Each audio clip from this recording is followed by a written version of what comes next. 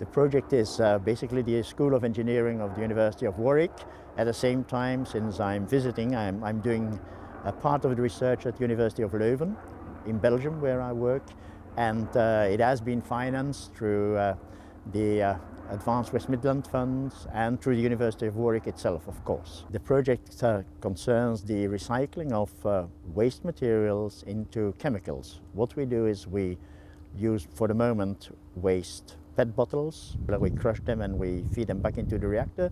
We use polystyrene, representing another 8% of our mixed plastic waste, and we use mixed plastic waste as collected by Veolia and other people.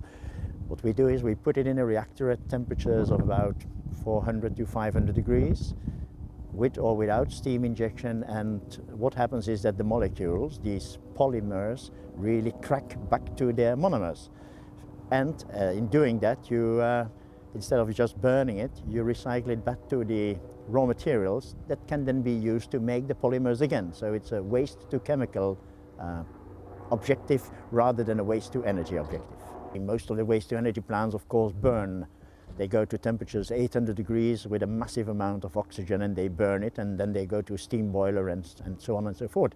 We try to avoid that by using lower temperatures and by just giving the molecules a thermal shock to crack them, not to burn them, so that we have some products after all. The future for this project is massive. If you think of it, that the European Union is putting a lot of money into waste to something, well, we believe that waste to chemicals is a lot more valuable than waste to energy, because we recreate the original components.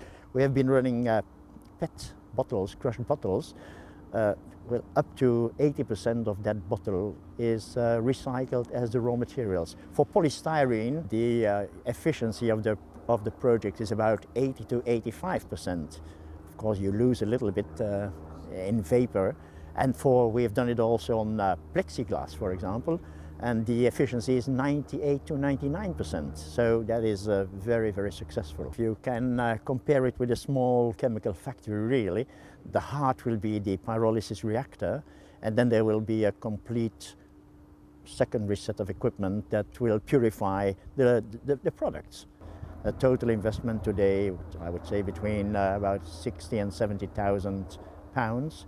On a very small pilot scale, of course. The objective is, with some students, and we are working on it now, is to scale it up to a 1.5 ton per hour bigger industrial plant. This project is very important because if you look at it, for the moment, 25 million tons of plastic are just landfilled or dumped. If you add another 25 million tons of residual crushed vehicle waste, that is 50 million tons. That is the equivalent of 50 million tons of chemicals.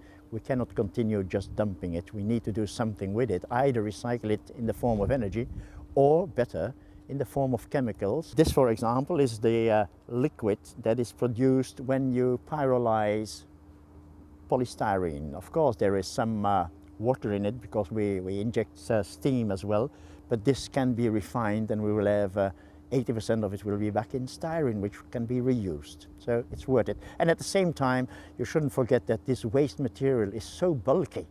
It takes a lot of volume for no weight. If you transform it into a liquid, suddenly you have 1 kilo per liter, which is normally it's only 0.4 kilogram for a liter of the mixed plastic. So we condense it in a very nice form.